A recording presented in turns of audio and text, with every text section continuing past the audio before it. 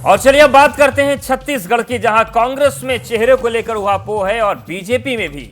एक तरफ भूपेश बघेल सत्ता में वापसी के लिए तैयार हैं, तो वहीं बीजेपी भी इसके लिए तैयारी कर रही है। बिल्कुल, दूसरी ओर देखिए टीएस सिंहदेव की भी अपनी महत्वाकांक्षाएं हैं। इन सब के बीच बीजेपी ने भी अब तक कुछ साफ नहीं किया। प्रचंड बहुमत नहीं मिला तो यहां भी मामला फंस सकता है।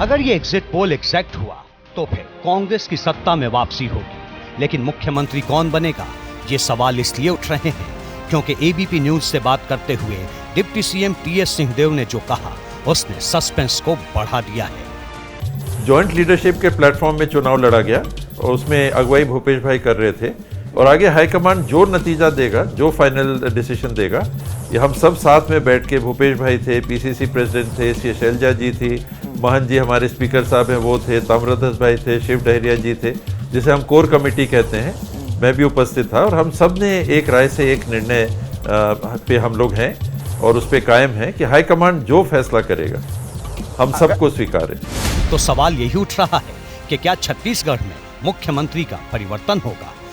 क्या भूपेश बघेल को कांग्रेस सीएम नहीं बनाएगी?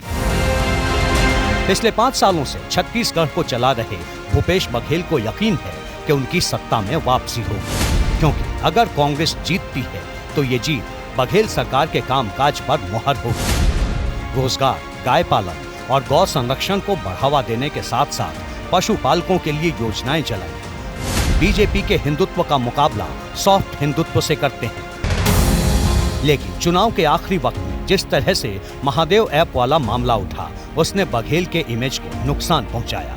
ऐसे में टीएस सिंहदेव को उम्मीद है कि वो पार्टी का चेहरा बन सकते हैं। बघेल सरकार में वो नंबर 2 हैं। जून 2023 से डिप्टी सीएम हैं। सरगुजा राज परिवार से ताल्लुक रखते हैं।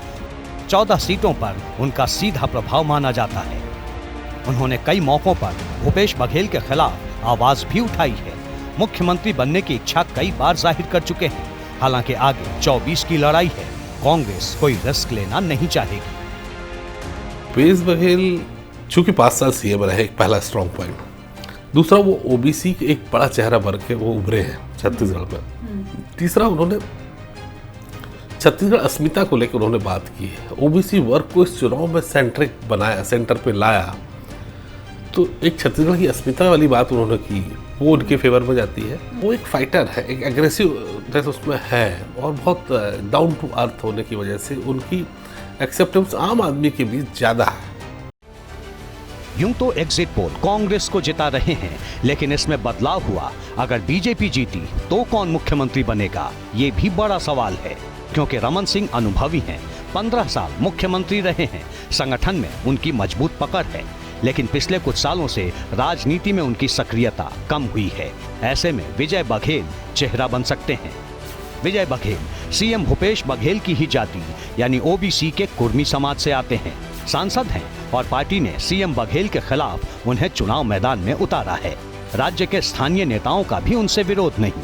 उनकी अपील पूरे छत्तीसगढ़ में नहीं है, वो एक क्षेत्र के ही नेता हैं। ऐसे में एक विकल्प अरुण साव का भी है, जो प्रदेश बीजेपी के अध्यक्ष हैं।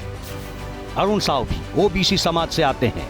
जातीय समीकरणों का लाभ भी उनके पक्ष में जा सकता है, लेकिन संगठन चलाने में वो बहुत ज्यादा माहिर नहीं माने जाते। ऐसे में केंद्रीय मंत्री रेणुका सिंह भी एक विकल्प हो सकती हैं। सांसद और मंत्री रहने के बावजूद पार्टी ने विधायक के चुनाव में उतारा। आदिवासी समाज से आती हैं, केंद्रीय नेतृत्व की करीबी मानी जाती हैं। इसके अलावा ओपी चौधरी सरीखे नेता भी हैं, जिसे बीजेपी नया चेहरा बना सकती है। आगे लोकसभा का चुनाव है। बीजेपी के लिए केंद्र की सत्ता में वापसी अहम है। ऐसे में दिल्ली के समीकरण को साधते हुए वहां पर चेहरा बना सकती है। हालांकि आखिरी फैसला 3 तारीख के बाद ही होगा।